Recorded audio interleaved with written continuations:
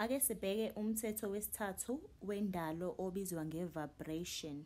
Lo mthetho wendalo uthi konke kuyanyakaza, ayikho into ethule nje enganyakazi. Lokho-ke kusho ukuthi izinto ozibonayo ngamehlo, kungabe ama-object noma izinto ozibonayo around wena, noma izinto ezisemqondweni wakho okuyizona-ke esigxile kuzo, izitulo ozibonayo, yonke ifurniture iyanyakaza, inama-atoms, okusho ukuthi ine-vibration. Kodwa-ke thina sibheke kwi-spiritual vibration, okusho ukuthi lezi zinto ezenzeka kuwe ngaphakathi. Sigxile kakhulu kwimicabango yakho.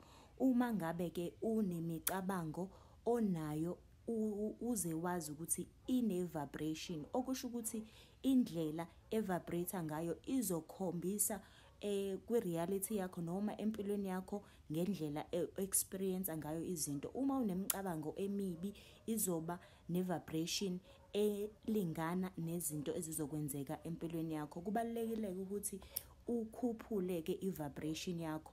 Mangabe unemicabango emihle, ine-vibration ezokwenza ukuthi izinto ezenzeka empilweni yakho zibe zinhle, kanti kanjalo noma unemicabango emibi, ine-vibration ezokhombisa izinto ezimbi-ke. So izinto ongazenza-ke ukuze ukhuphule i-vibration yakho kungaba mhlawumbe ukuthatha isikhathi-ke uthulise imicabango yakho. Ngike ngayenza-ke ividiyo ekhuluma ngokuphefumula ukuze ukwazi ukukhuphula iy'ngcinga zakho noma i-vibration yakho, ukwazi ukuthulisa umqondo wakho, ukwazi ukuthi u-align noma unqwamanise nalezi zinto ozifisayo.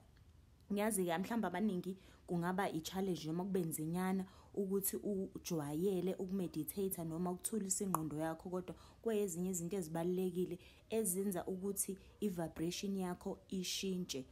Noma ngabe inini osukwini usenda ama-vibrations kwi-universe. Njengoba sikhulumile ngamanye ama-principles angaphambilini noma imithetho yendalo engaphambilini ukuthi konke kuqala emqondweni bese kuphumela kwi-reality yakho.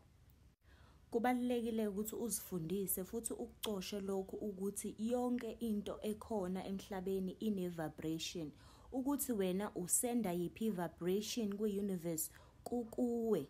Yonke into ekhona iya-vibrate. Yilokho okufanele ukuthi ukwazi. Njengoba usuke uvula isiteshi esithize, uvula Ukhozi, uvula uMetro FM, utuna in kwi-frequency yalento ofuna ukuyilalela, kanjalo nasemqondweni wakho uwena onamandla okwenza ukuthi i-vibration yakho imeche okanye inqwamane nalezi zinto ozifunayo ukuthi zenzeke empilweni yakho.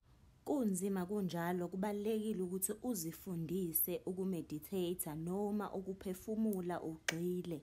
Kanti-ke ziningi-ke nezinye izinto ongazenza ukukhuphula i-vibration yakho. Ungabheka ngisho nanemicabango yakho nanendlela ozizwa ngayo osukwini. Kubalulekile kodwa ukuthi uthulise umqondo wakho ukuze uzomecha i-vibration yezinto ezenzakalayo noma zebe umphumela wempilo yakho.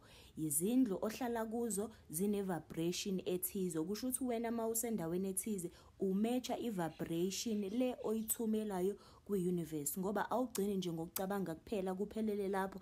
Imicabango yakho iyahamba ngalama-vibration. Kungabe imoto oyifisayo ihleli ikwi-vibration ethize. Umsebenzi wakho ukuthi wena uzikhuphula kanjani i-vibration yakho ukuze umeche noma unqwamanise i-vibration yakho kanye nalezi zinto ozifisayo ukuthi zenzeke empilweni yakho. Ubona nje abanye abantu behamba ngey'monto ezinhle, ayikho into etheni, into abayenzayo ukumecha noma benqwamanise ama-vibrations wabo. Kubalulekile ukuthi wena osukwini cabanga ukuthi ngabe i-vibration yami ngiyayikhuphula, ngabe i-vibration yami ngiyayehlisa. Enye-ke yezinye izinto uke uzwe ngisho noma uhleli nabantu abathize ukuthi hayibo, yazi khona into e-off ngalowo muntu, kusuke kwama-vibrations asuke ekhuluma lawo ngaphandle kokuthi ni-communicate, ngoba wonke umuntu une-vibration. It's either niyamecha noma animechi. Ngike ngayenza-ke nevidiyo echazayo ngokukhuphula iy'ngcinga zakho ngaphambilini, mhlawumbe uphinde uyivisithe ukuze uzokwazi uku-understand ukuthi ukhuphula kanjani-ke iy'ngcinga zakho noma i-vibration yakho ukuze izonqwamana kanye nalezi zinto ozifisayo. Konke-ke lokho okukhona okubonayo ne-physical plane kune-vibration. Izinto ezikhona emqondweni wakho zine-vibration. Kanti uthumela wonke lawo ma-vibrations kwi-universe noma kumkhathi lo owenza ukuthi izinto zenzeke. Umthetho wesithathu-ke lo wendalo othiwa i-vibration. Uqonde, ufunde, uphinde futhi uvisithe namanye ama-video ukuze uzokwazi ukuthi ube nolwazi olugabalele malungana nokuqonda i-vibration. Uma u-understanda lo mthetho we-vibration, kuzoba lula ukuthi izinto zenzeke empilweni yakho. Kodwa-ke yonke into uzoyithatha kancane kancane kancane ngokuyipractice noma uzijwayeze ukuthi-ke mina osukwini lami uyawukhumbula lama principles umthetho wendalo, uzokwazi ukuthi ukuqonde kahle, ngoba ngesikhathi upractice e-universe ithembekile ukuthi izokufundisa ngoba uyafuna bese uyathola.